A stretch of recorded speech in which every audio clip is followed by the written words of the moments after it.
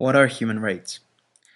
The basic idea of human rights is that every human being is entitled to the same basic rights and freedoms, no matter who we are or where we're born.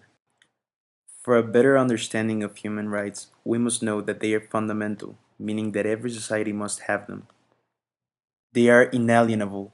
These rights cannot be revoked or taken away. These rights are also universal, meaning that every human being is entitled to these rights just by the simple fact that they are human beings.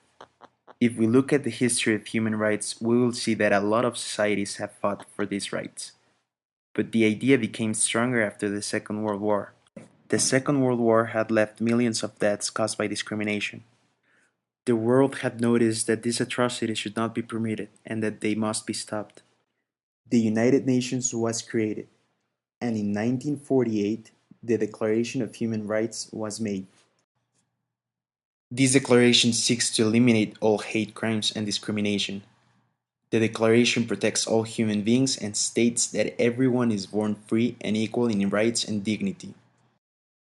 These rights are protected by documents with support of the United Nations bodies, states, and NGOs.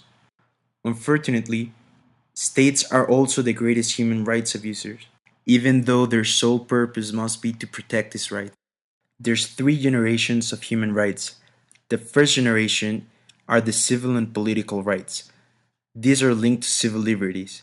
They belong to the citizen and not to the state. Some examples are freedom of speech, freedom of press, and freedom of religion. The second generation are the economic, social, and cultural rights. Some examples are the rights to work, social security, healthcare, education, and paid holidays. And at last, the third generation of human rights. In this category, we can identify the so-called solidarity rights. Rights which cannot be exerted only by an individual, but only collectively, like the right to environmental laws, the right to peace, the right to humanitarian assistance, and the right of people to self-determination. How do we protect human rights?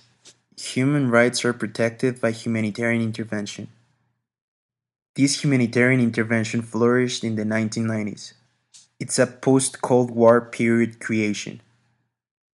They are actions to prevent or discourage other countries from violating human rights. It also involves military intervention.